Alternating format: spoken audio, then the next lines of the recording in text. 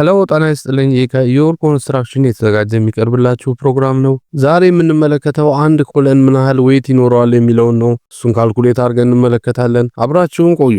ኮለን እንግዲህ እንደምታውቁት አንድ ቢልዲንግን በምንሰራበት ሰዓት ላይ የምንጠቀማቸው ኤሌመንቶች መካከል አንዱ ነው።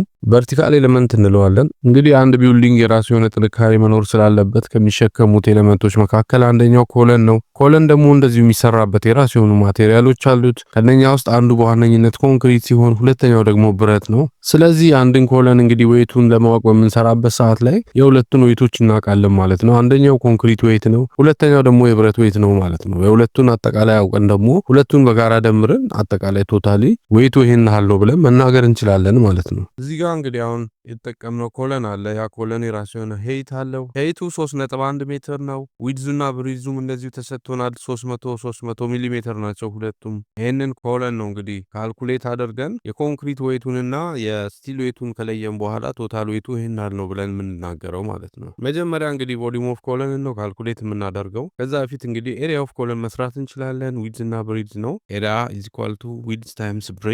ዊድዙ 300 ሚሊ ሜትር ነው። ብሪዙም እንደዚሁ 300 ሚሊ ሜትር ነው። ኤሪያው እንግዲህ ወደ 0.09 ሜትር ስኩዌር ይመጣል ማለት ነው። እንግዲህ ቮሊዩም ካልኩሌት በምናደርግበት ሰዓት ላይ ቮሊዩም እኩል ይሆናል ኤሪያ ታይምስ ሌንግዝ ነው የሚሆነው ማለት ነው። ስለዚህ ኤሪያችን 0.09 ሜትር ስኩዌር መጥቷል። ሌንግዛችን ወይም ደግሞ ሄይታችን ደግሞ 3.1 ሜትር ነው። ስለዚህ 0.09 ሜትር ስኩዌር ሲባዛ በ3.1 ሜትር 0.279 ሜትር ኪዩብ ይመጣል። እንደምታውቁት እንግዲህ እያንዳንዱ ማቴሪያል የራሱ የሆነ ዴንሲቲ ያለው፣ ብረት የራሱ የሆነ ዴንሲቲ ያለው፣ ኮንክሪት እንደዚሁ የራሱ የሆነ ዴንሲቲ ያለው ማለት ነው። ስለዚህ አሁን የኮንክሪት ዴንሲቲ ለምሳሌ 2400 ኪሎ ግራም ፐር ሜትር ኪዩብ ነው። የብረቱ እንደዚሁ ደግሞ 7850 ኪሎ ግራም ፐር ሜትር ኪዩብ ነው ማለት ነው። እንግዲህ እንደምታውቁት ዴንሲቲ እኩል ይሆናል ማስ ኦቨር ቮሊዩም ነው ፎርሙላው። ስለዚህ ሰልፍ ዌቱን ካልኩሌት በምናደርግበት ሰዓት ዴንሲቲ ሰልፍ ዌቱ እኩል ይሆናል ዴንሲቲ ታይምስ ቮሊዩም ነው ማለት ነው። ስለዚህ ቮሊዩም እዚህ ጋር ያገኘነው አለ 0.279 ሜትር ኪዩብ ነው። ዴንሲቲ ደግሞ 2400 ኪሎ ግራም ፐር ሜትር ኪዩብ ነው። ስለዚህ ሁለቱን ስናባዛቸው 669.6 ኪሎ ግራም ይመጣል ማለት ነው። ስለዚህ በዚህ ካልኩሌሽን መሰረት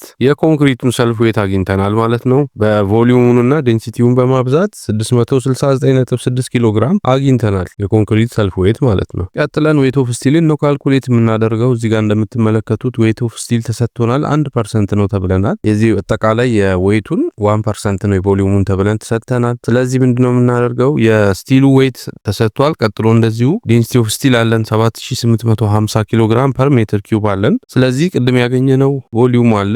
ያንን ቮሊዩም ከዴንሲቲ ጋር ባስተን በዚህ 1% ኦፍ ስቲል እናደርጋለን ማለት ነው። ስለዚህ 1% ኦፍ ስቲል 1 ሲካፈል ለ100 ሲባዛ 0.279 ሜትር ኪዩብ ሲባዛ 7850 ኪሎ ግራም ፐር ሜትር ኪዩብ እናደርገዋለን ማለት ነው። ይሄ ደግሞ 21.9 ኪሎ ግራም ይመጣል ማለት ነው ዌት ኦፍ ስቲሉ። ስለዚህ እንግዲህ የተጠየቅነው ቶታል ሰልፍ ዌት ኦፍ ኮለን በምንፈልግበት ሰዓት ላይ መጀመሪያ ላይ ምን አገኘን? ኮንክሪት ኦፍ ዌትን አገኘን። ቀጥሎ ደግሞ እንደዚሁ ስቲል ዌትን አገኘን። ሁለቱን እንደምራለን ማለት ነው። ያ አጠቃላይ ሰልፍ ዌት ይሆናል፣ ቶታል ሰልፍ ዌት ይሆናል ማለት ነው። ስለዚህ ኮንክሪት ዌቱን 669.6 ኪሎ ግራም አግኝተናል። ስቲል ዌቱን እንደዚሁ 21.9 ኪሎ ግራም አግኝተናል። ስለዚህ ሁለቱን ስንደምራቸው 691.5 ኪሎ ግራም ይሆናል ማለት ነው ቶታል ሰልፍ ዌቱ። እንግዲህ በዛሬው ፕሮግራማችን ሰልፍ ዌት እንዴት ካልኩሌት እንደሚደረግ ተመልክተናል። የብረትን እንደዚሁ በፐርሰንት ምን ያህል ነው የሚለውን አይተን አጠቃላይ ሰልፍ ዌቱን ካልኩሌት አድርገናል። እዚህ ጋር ያልገባችሁ ነገር ካለ ሀሳብ አስተያየት ካላችሁ ኮመንት አድርጉኝ። በተለይ ቴሌግራም ቻናል ላይ ኮመንት ብታስቀምጡልኝ በዛ መሰረት የተሻለ ነገር መስራት እንችላለን። አብራችሁን ስለነበራችሁና ፕሮግራማችንን ስለተከታተላችሁ እናመሰግናለን። ሰላም ሁኑ።